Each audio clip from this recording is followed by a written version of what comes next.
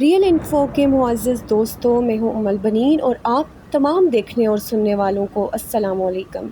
ناظرین گرامی، 22 اکتوبر 2008 وہ دن تھا جب انڈیا چندریان-1 لانچ کرتا ہے۔ چندریان-1 انڈیا کا سب سے پہلا لونر مشن تھا جس کا مقصد چاند کی سرفیس کو ایکسپلور کرنا اور سائنٹیفک ڈیٹا اکٹھا کرنا تھا۔ لیکن اس کی لانچ کے تقریباً ایک سال بعد انڈیا اس کرافٹ کے ساتھ کنیکشن کھو دیتا ہے اور یہیں پر انڈیا کا لونر مشن ختم ہو جاتا ہے۔ لیکن اس ایک سال کے دوران انڈیا نے اس مشن سے کافی کچھ حاصل کیا ہے، جیسے کہ یہ مشن انڈیا کو ڈیٹا اور ڈسکوریز دیتا ہے کہ چاند کی سطح پر واٹر مالیکیولز کی موجودگی ہے، اور نہ ہی صرف واٹر مالیکیولز کی موجودگی کے بارے میں بتاتا ہے بلکہ آئرن، میگنیشیم، ایلومینیم اور کیلشیم کی موجودگی بھی شامل ہے اس میں۔ چندریان-1 لانچ کرنے کے تقریباً 10 سال بعد یعنی 2019 میں بھارت ایک دفعہ پھر اپنا مون کرافٹ چاند پر بھیجنے کی سوچتا ہے۔ یہ پہلے سے زیادہ کرٹیکل مشن تھا اور اس کرافٹ کو چندریان-2 کا نام دیا جاتا ہے۔ اس وقت انڈیا چاند کی سطح کو مزید قریب سے پرکھنا چاہتا تھا، جس میں معدنیات کی تلاش، چاند کی بیرونی فضا اور پانی کے آثار کو ڈھونڈنا شامل تھا۔ انڈیا کا مشن تھا کہ اس کا لینڈر 14 دن تک چاند کی سطح پر رہے گا اور 14 دن تک یہ چاند کا جائزہ لے گا۔ لیکن جب یہ چندریان-2 چاند کی سطح کے بالکل قریب پہنچتا ہے تو ایک بار پھر سے کریش ہو جاتا ہے اور انڈیا کا یہ مشن بھی یہاں ختم ہوا۔ اگر یہ مشن لینڈ کرنے میں بھارت کامیاب ہو جاتا تو روس، چین اور امریکہ کے بعد چاند پر لینڈ کرنے والا بھارت دنیا کا چوتھا ملک بن جاتا۔ لیکن بھارت نے ہار نہیں مانی اور پھر سے کوشش کرنا چاہی۔ اس مقصد کے لیے بھارت نے 14 جولائی کو اپنا چندریان-3 لانچ کیا اور اس کے بھی وہی مقاصد تھے جو چندریان-2 کے تھے۔ لیکن اس بار بھارت اپنی سابقہ غلطیوں سے بہت سیکھ چکا تھا اور چندریان-3 کو چاند کی طرف روانہ کر دیا۔ پھر پوری دنیا نے دیکھا کہ یہ مشن 23 اگست کو چاند پر سافٹ لینڈنگ کر گیا اور بھارت چاند پر پہنچنے والا دنیا کا چوتھا ملک بن گیا۔ دوستو، اس مشن کی کامیابی کے بعد دنیا میں بھارت کی ساکھ بہت بہتر ہو گئی۔ تمام ممالک اس کے ساتھ مل کر اگلے مشنز پر کام کرنا چاہتے ہیں۔ اب یہ مارس پر اپنے مشنز بھیجیں گے اور دوسرے سیاروں پر جائیں گے۔ بھارت کا ارادہ یہ بھی ہے کہ وہ زمین کے بجائے چاند کی سطح سے اگلے مشنز کو لانچ کرے گا، اور امریکہ، چین اور جاپان جیسے ملک بھارت کے ساتھ مل کر کام کرنے کے خواہش مند ہیں، اور ان کا نیکسٹ پلان یہ بھی ہے کہ چاند پر اپنے اسپیس اسٹیشن قائم کریں گے تاکہ وہاں سے دوسرے سیاروں پر مشنز بھیجے جا سکیں۔ ناظرین گرامی، اس پوری سچویشن میں بھارت پوری دنیا میں ایک اہم مقام حاصل کر چکا ہے۔ کوئی دوسرا ملک چاند کے اس حصے تک نہیں پہنچا کیونکہ یہاں سورج کی روشنی بھی نہیں پائی جاتی اور بہت بڑے گڑھے ہیں، اور یہ ایک ایسا حصہ ہے جہاں پہنچنا بہت مشکل ہے۔ بھارت نے یہ کر دکھایا۔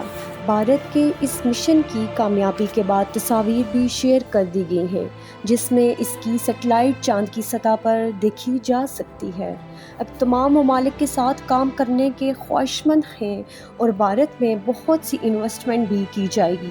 جب بھی کوئی ملک ترقی کرتا ہے تو دنیا کی سپر پاور صرف اس ملک میں ہی انویسٹمنٹ کرنا چاہتی ہیں اور وہاں کے انجینئرز کو ہائر کیا جاتا ہے۔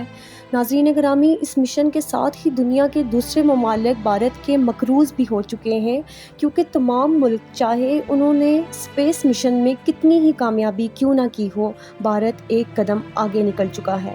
اس فائدے کو مودی اپنے مقصد کے لیے استعمال کرے گا اور وہ یہ کشمیر پر حملہ کر دے تو پوری دنیا اس کے ساتھ ہوگی۔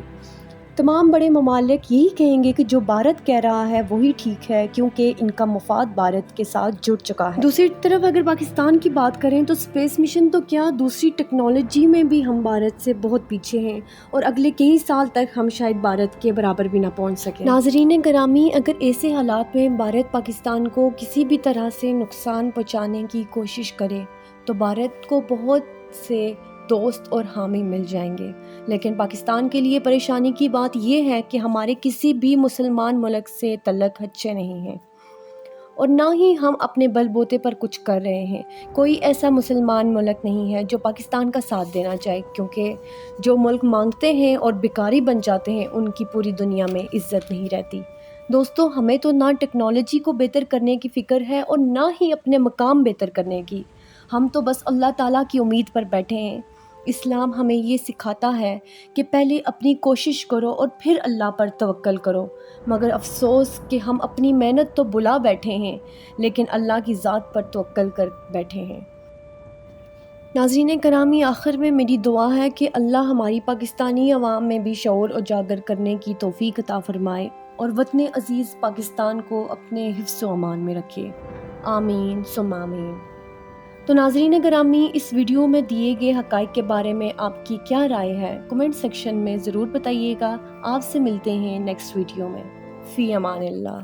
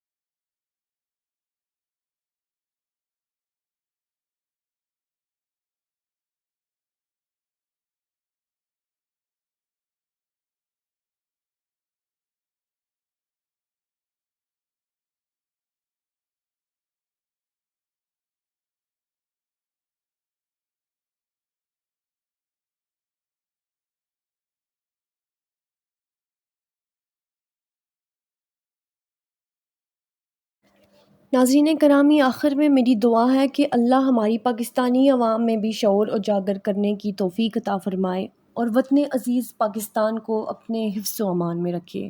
آمین ثم آمین.